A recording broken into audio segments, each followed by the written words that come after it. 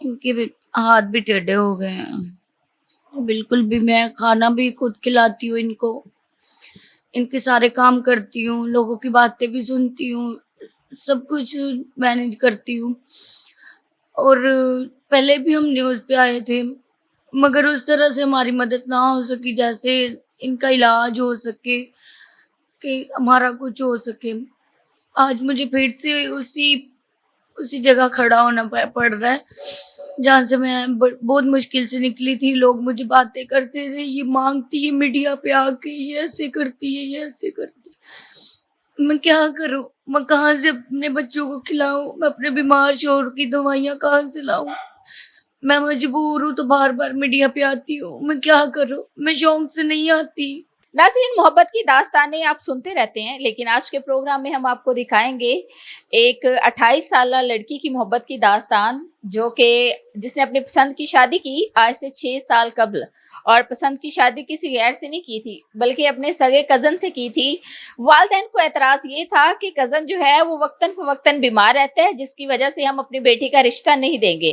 کیونکہ سائمہ بچپن سے رئیس کو پسند کرتی تھی اور سائمہ نے گھر والوں کے اگینسٹ جا کے رئیس سے شادی کی. اس کے بعد وقت گزرنے کے ساتھ ساتھ جو ہے وقت نے ایسی کروٹ لی کہ رئیس جو ہے وہ آج بے یارو مددگار اس چارپائی پہ لیٹا ہے اور کوئی کام نہیں کر سکتا. ان کو جو ہے ٹائیفائڈ کے کافی دفعہ اٹیکس آئے ہیں, جس کے باعث ان کے ہاتھ پاؤں جو ہے وہ کام کرنا چھوڑ گئے ہیں. لیکن مشکل کی اس گھڑی میں اس باہمت خاتون نے, اس باہمت لڑکی نے جو ہے وہ اپنے شوہر کا ساتھ نہیں چھوڑا. یہ ساری داستان کیا ہے, میں سائمہ سے جانوں گی. السلام علیکم. وعلیکم السلام. سائمہ کیسی ہو؟ شکر ہے اللہ کا. ہاں جی. کیسی گزر رہی ہے لائف؟ بس آپ کے سامنے ہی ہے, مشکل سے. مشکل سے. سائمہ کتنی عمر ہے؟ 25 سال کی ہوں. 25 سال عمر ہے. شادی آج سے کتنے سال پہلے کی تھی؟ 5-6 سال ہو گئے. 5-6 سال ہو گئے. شادی کی کیا کہانی ہے؟ کس طرح والدین نے پہلے رشتہ کیا اور بعد میں خود ہی رشتہ ختم کیا, پھر آپ نے کورٹ میرج کی, وہ ساری کہانی کیا ہے؟ ابو جب ہمارا رشتہ ہوا ہے وہ تبھی نہیں تھے مانتے, مشکل سے ہی ہوا تھا. تو پھر رشتے کے بعد نا تھوڑے عرصے بعد ہی یہ بیمار. رشتہ کتنی دیر رہا؟ کوئی 2-4 ماہ رہا. منگنی ہو گئی تھی, منگنی سمجھ لے کے ہو گئی تھی. ٹھیک ہے.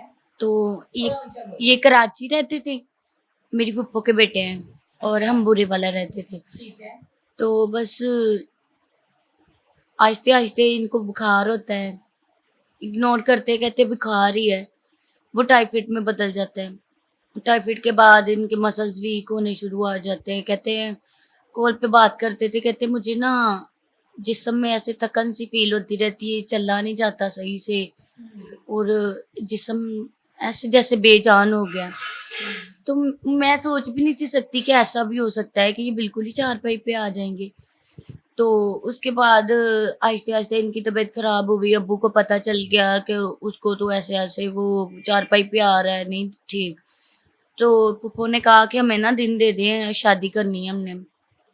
ابو نے صاف انکار کر دیا کہ میں نہیں کروں گا, وہ بیمار ہو گیا ہے. پہلے بھی ابو کرنا ہی نہیں تھے چاہتے, تو بیمار ہو گئے. تو پھر ابو نے کہا کہ نہیں, میری طرف سے انکار ہے. کافی منانے کی کوشش کی مگر ابو نہیں مانے. پھر ہم نے گھر والوں کے خلاف جا کے کورٹ میرج کی. تو کورٹ میرج کرنے کے بعد بس تھوڑی زندگی پھر بھی صحیح گزر رہی تھی. تھوڑے چیک اپ وغیرہ کروایا, ٹھیک ہو گئے تھے. جاب کرتے تھے ماشاء اللہ سے. کیا جاب کرتے؟ یہ گارمنٹس کا کام کرتے تھے, یہ کمپیوٹر امبرائڈری کا جو ہوتا ہے.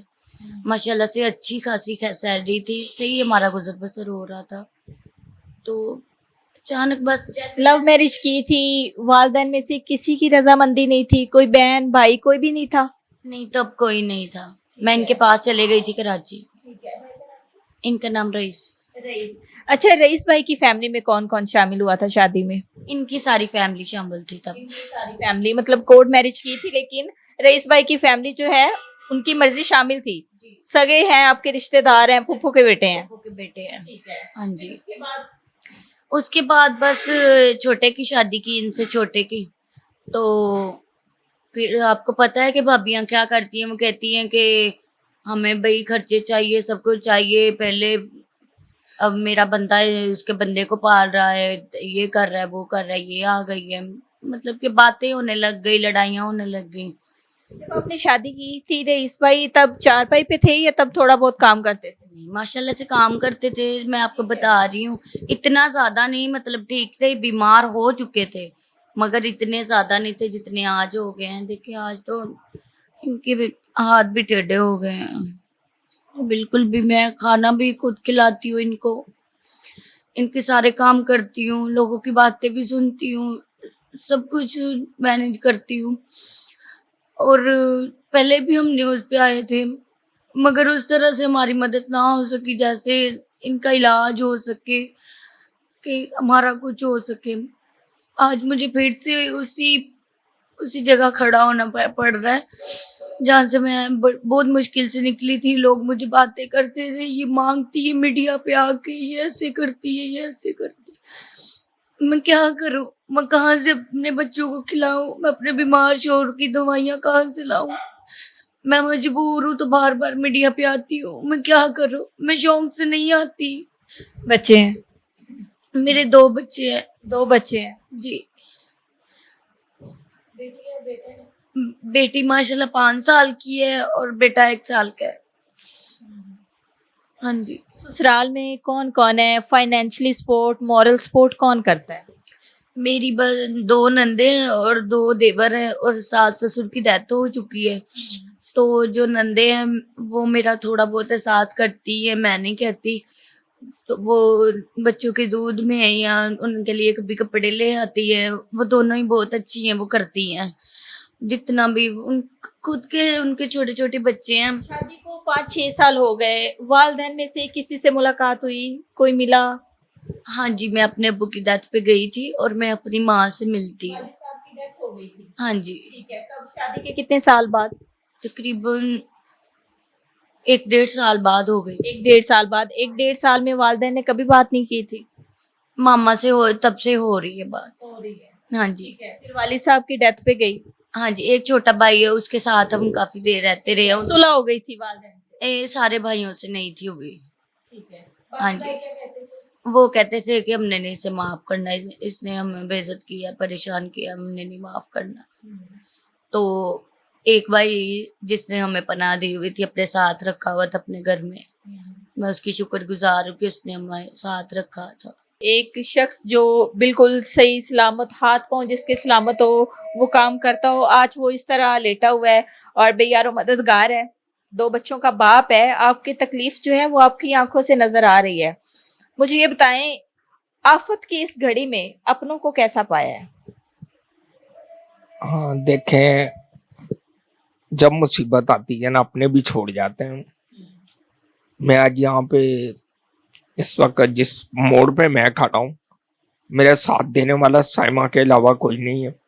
میرے اپنے بہن بھائیوں نے مجھے چھوڑ دیا، مطلب کہ سب نے چھوڑ دیا، کوئی رشتہ دار، کوئی جب بھی مشکل وقت آتا ہے نا تو سب چھوڑ دیتے ہیں، مگر سائمہ ابھی تک میرے ساتھ کھڑی ہے، تو میرے لیے بہت کرتی ہیں جتنا ہو سکتا ہے۔ میں وہ آپ نے کہا کہ یہ جاب کس طرح کرے، کیونکہ مجھے سنبھالتی ہے، بچوں کو سنبھالتی ہے، تو بہت مشکل ہے ان کا جاب کرنا جو ہے۔ سائمہ نے آپ کی محبت کی خاطر والدین کے خلاف جا کے آپ سے شادی کی اور پھر اس محبت کو جو ہے وہ آج تک نبھا بھی رہی ہے، کیا کہنا چاہیں گے؟ میں کیا کہنا چاہوں گا، میں ان کا زندگی بھر احسان کبھی نہیں بھول سکتا کہ انہوں نے میری خاطر، میرے بچوں کی خاطر، تو بہت باہمت ہیں یہ۔ نہیں تو آج کل تو لڑکیاں اگر خدا نہ خواستہ کسی کا ایکسیڈنٹ ہو جائے یا صحیح ٹھیک ٹھاک انسان کو بھی چھوڑ کے چلی جاتی ہیں غربت میں، مگر اس نے میرا پورا ساتھ دیا ہے کہ غربت میں اور اس بیماری کی حالت میں خود کرتی ہیں سب کچھ، مگر کبھی دل نہیں ہارتی، تو حالانکہ مجھے تسلیاں دیتی ہیں کہ کچھ کوئی نہیں، سب کچھ ٹھیک ہو جائے گا۔ سائمہ آزمائش کی اس گھڑی میں اکتا جاتی ہیں کبھی کبھار؟ کبھی سوچتی ہیں، کبھی اپنے فیصلے پہ ہوتا ہے کہ والدین کی مرضی سے میں بھی کسی تندرست انسان سے شادی کر لیتی تو میرے ساتھ ایسے نہ ہوتا، یا وفا پہ ابھی بھی جو ہے وہ قائم دائم ہے اور اس چیز کو، اس آفت کو جو ہے وہ صبر کا امتحان سمجھ کے برداشت کر دیں گے؟ میں نے کبھی آج تک نہیں گھبرائی کہ میں نے ان کو کیوں اپنے لیے چوز کیا. شاید میرا ماں باپ کہیں میری بہت اچھی جگہ شادی کرتا اور اس کا ایکسیڈنٹ ہو سکتا تھا, اس کے ساتھ کوئی بھی حادثہ پیش آ سکتا تھا. یہ انسان کی اپنی اپنی قسمت ہوتی ہے اور جو اللہ دیتا ہے وہ بہت اچھا ہوتا ہے. یہ انشاءاللہ میری زندگی میں بھی خوشیاں آئیں گی, بس ان کا ٹیسٹ ہو جائے.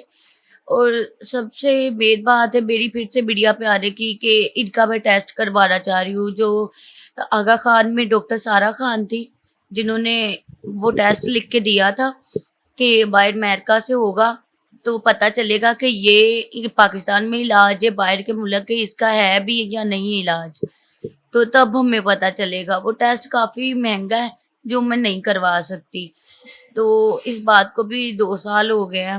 اب تو اور زیادہ مہنگا ہو گیا ہوگا, تو وہ ٹیسٹ کروانا چاہتی ہوں. اور میں مریم نواز صاحبہ سے بھی اپیل کرتی ہوں کہ اگر ہماری ویڈیو ان کے پاس جاتی ہے تو پلیز آپ میرے ہسبینڈ کے علاج میں میری مدد کریں اور میری زندگی میں آسانیاں کچھ آپ اگر لا سکتی ہیں تو آپ ہمارے لیے کچھ کریں. آپ لوگوں کے لیے بہت کچھ کر رہی ہیں, آپ پلیز ہمارے لیے بھی کچھ کریں کہ میرے شوہر کا علاج ہو جائے, یہ اپنے قدموں پہ کھڑے ہو جائے اور خود سے کرے سب کچھ, اپنا کام ہمارے خود سے کرے. جو لوگوں کے میں تانے سن رہی ہوں 5 سال سے وہ مجھے نہ سننے پڑے. میں کسی بات سے نہیں یکتی, بس لوگ نہیں جینے دیتے باجی. لوگ بہت سی باتیں کرتے ہیں, یہ میڈیا پہ آتی ہے, یہ ایسے کرتی ہے. میں کیا کروں, میں کس کا دروازہ کھٹکھٹاؤں جو مجھے دے. کوئی نہیں آج کے دور میں دیتا. کچھ بہن بھائی ہوتے ہیں جو میڈیا پہ بھی ہیلپ کرتے ہیں, باقی فیک کالز تنگ کرنے والے ہوتے ہیں. کچھ خدا کے بندے ہوتے ہیں جو کسی کے درد کو سمجھتے ہیں.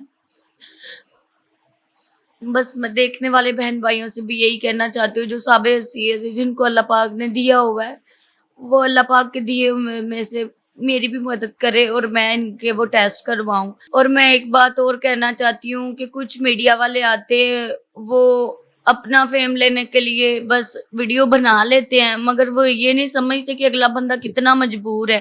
وہ اپنا نمبر لگا کے پتہ نہیں خود فائدہ لیتے ہیں یا کیا کرتے ہیں. مگر یہ سسٹر کہہ رہی کہ آپ اپنا نمبر بتائیں, تو میرا نمبر ہے 030214999341, اور یہ ہمارا جیس کیش کا بھی نمبر ہے اور واٹس ایپ کا بھی. اور یہ نمبر دینے کا ہرگز مطلب نہیں ہے کہ آپ کسی بے بس لاچار خاتون کو جو ہے وہ تنگ کریں یا اس کو غیر اخلاقی قسم کے میسج کریں یا ان کو بار بار تنگ کریں. اس نمبر دینے کا مقصد یہ ہے کہ اگر آپ انسانیت کے ناطے ان کے لیے کچھ کر سکتے ہیں, اگر اللہ تعالیٰ نے آپ کو جو ہے کچھ عطا کر رکھا ہے تو ان کی جو ہے اگر آپ ہیلپ کر سکتے ہیں, اللہ تعالیٰ نے آپ کو اس قابل بنایا ہے کہ آپ انسانیت کے لیے کچھ کر سکتے ہیں, تو خدا را پھر ان سے رابطہ کریں. ایسے ان کو تنگ نہ کریں, تاکہ اگر ہم ان کے دکھ کو بانٹ نہیں سکتے تو ان کے دکھ میں اضافہ نہ کریں.